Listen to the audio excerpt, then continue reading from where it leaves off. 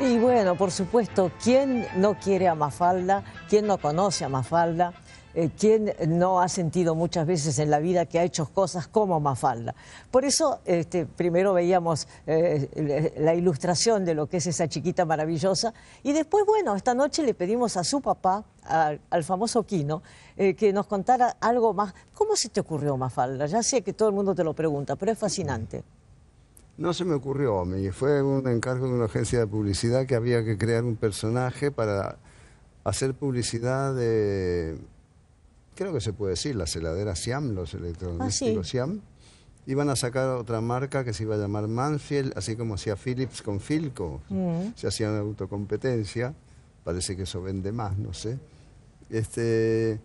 Y bueno, la idea de ellos es que no fuera publicidad, que dijeran qué buenos son los artefactos eléctricos de sino que vendérsela a los diarios como una historieta de una familia, pero que si la mamá abría la heladera, que bueno, el dibujito por lo menos de la heladera fuera así. Y los diarios dijeron, no, pero esto es publicidad, hay que pagarla. Entonces fracasó toda la campaña. Pues la idea de las publicidades era que no se pagara esa campaña, que como dársela a los diarios como una historieta más. Y me habían pedido que se pareciera a Peanuts o Charlie Brown, o no sé cómo se llama acá en la Argentina, porque al final se llama de varias maneras. Porque era la historieta que en ese momento era lo más novedoso que había en el campo de la historieta. Y bueno, la marca esta se iba a llamar Mansfield, entonces había el nombre del personaje, tenía que tener M, F o cuantas más letras se parecieran. Y bueno, y me quedó unas 10 o 12 tiras guardadas en un cajón. Y 2 años después, un amigo mío que era era secretario de la revista Primera Plana, me dijo si además de mis páginas de humor, yo llevaba ya 11 o 12 años publicando páginas de humor, si tenía otra cosa distinta, les mostré esto y bueno, les gustó y me lo empezaron a publicar. Y así empezó. No, pero vos lo contás con una gran modestia aquí, ¿no? Porque el hecho de que Mafalda sea un personaje que en el mundo entero ha tenido una aceptación Bueno, pero yo enorme. no tenía la menor idea que esta difusión, 40 años después de dejar de dibujarla, siguiera vigente. No, eso nunca me lo imaginé. Pero vos le fuiste inventando esa familia Manolito, por ejemplo, los amigos. Claro, como al principio era Mafalda que iba a preguntarle, Mafalda escuchaba una noticia o leía el diario, iba a decirle a los padres que le explicaran por qué había pobres o por qué había guerras y todos esos temas. Bueno, esto me duró, no sé, 1 mes y medio, el mecanismo de que Mafalda fuera a preguntarle a sus papás estos problemas. Pero después me cansé y dije, bueno, no, acá hay que poner otro personaje. Y puse a Felipe, que era todo lo contrario de Mafalda, que Felipe anda volando ahí como un poeta. Me basé en su figura, en un poeta amigo mío, se llamó Jorge Timossi, del cual ilustré 2 o 3 libros. Y bueno, así fueron surgiendo todos los demás personajes, por aburrimiento mío de repetirme, ¿no? Siempre con los mismos personajes, iba agregando nuevos personajes para variar un poco la cosa. Pero lo que llama la atención, insisto, es la universalidad, porque los chicos son muchas veces muy diferentes de un país al otro, ¿no?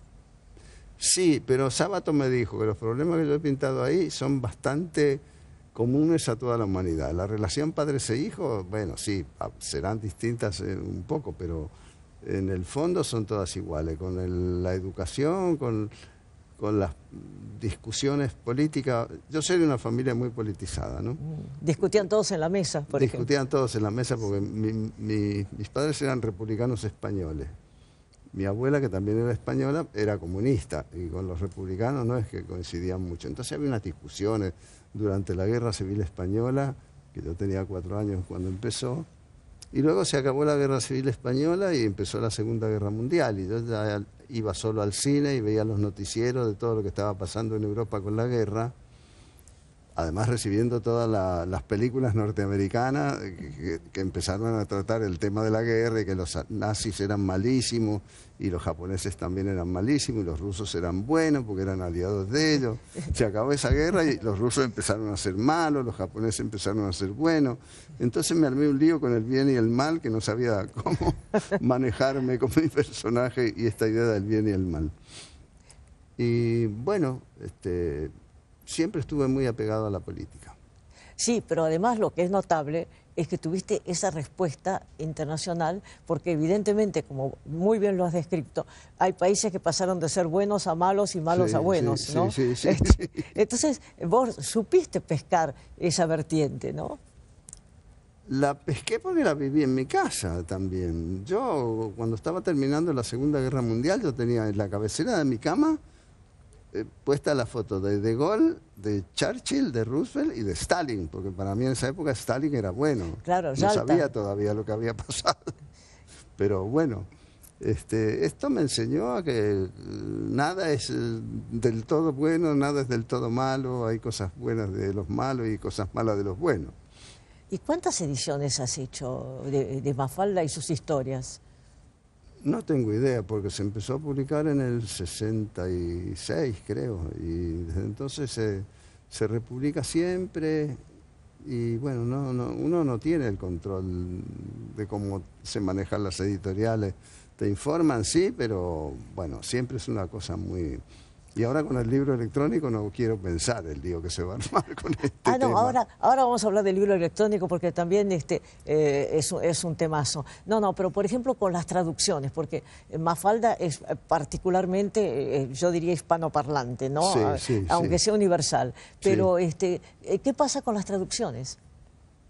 Bueno, con las traducciones yo puedo más o menos darme una idea de lo que pasa con la traducción al portugués, al catalán, al italiano y al francés, que más o menos yo, aunque no los hable muy bien, pero tengo una idea. Pero después qué pasa en China o en Finlandia y todo eso, Claro. no tengo la menor idea. ¿Cómo ¿no? controlas eso? No, imposible. Es imposible controlar. Claro. Porque, por ejemplo, cuando yo fui a China, conocí a los editores. Entonces, los chinos, en Mafalda yo puse muchas tiras sobre los chinos y el peligro amarillo, porque en ese momento parecía que si China tenía la bomba atómica iba a ser un desastre universal, ¿no? Y entonces yo les pregunté por qué ninguna de esas tiras las habían publicado, donde yo hablaba de ellos. Y me dijeron, porque usted no nos conoce lo suficiente como para opinar sobre nosotros. Que me pareció una respuesta fantástica. Porque Mao, por ejemplo, cuando fue a Francia le preguntaron, ¿usted cómo piensa que fue la Revolución Francesa? Y Mao pensó un poquito y dijo, es muy pronto para hablar todavía. Considerando que era 1789, sí, la Claro. verdad que se tomó su tiempo, ¿no? Sí. Realmente. Pero las traducciones y las adaptaciones deben ser un enorme problema en el mundo entero, ¿no? Sí, lo son.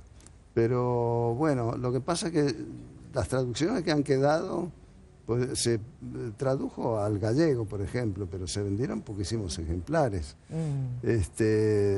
Los países nórdicos al tiempo anduvo en los países nórdicos fue curioso porque se publicaban en los periódicos, pero los libros se vendieron poquísimo y mal. O sea que no es tanta traducción así. Ha quedado el portugués, el francés, el italiano, el catalán, el griego, que hacen ediciones piratas, pero bueno. Oíme, aunque sea una edición pirata, ser traducido al griego, llevado al griego, qué maravilla, Quino, qué envidia. Sí. Y vos recién mencionaste una cosa que, bueno, tuvimos el triste privilegio de tener la última entrevista con Carlos Fuentes cuando vino acá a Buenos Aires, desgraciadamente murió a los 2 días, pero hablamos del libro, ¿no es cierto?, del tablet, del libro pantalla, y Carlos Fuentes decía que le parecía terrible, ¿no es cierto?, no poder marcar en una página de papel. ¿Vos qué pensás? Y que pertenecemos a una generación que estamos acostumbrados al papel y a tocar el papel, porque hay una versión de que la gente que lee el libro electrónico no se acuerda de mucho de lo que ha leído, porque... Claro, porque hoy me hacen así y ya están con otra historia. Todas las páginas son iguales, no tienen número, entonces uno lee algo y no se acuerda de qué página lo leyó. Pero bueno, creo que las nuevas generaciones están acostumbradas a la imagen en la pantalla, y no creo que el libro de papel desaparezca, ni mucho menos, pero porque bueno, en esto estoy de acuerdo con Humberto Eco, que cuando se inventó la grúa ya el ser humano no iba a poder levantar más nada solo, porque no iba a ser un debilucho que no podía. O cuando se inventó el automóvil o la bicicleta, que nadie iba a caminar, y no es así. O sea que yo confío en que el libro de papel va a seguir. Muchísimas gracias, Quino. No, de nada. Muchas gracias, muchas gracias. Gracias, ¿eh? No, en serio, es verdad, es horrible.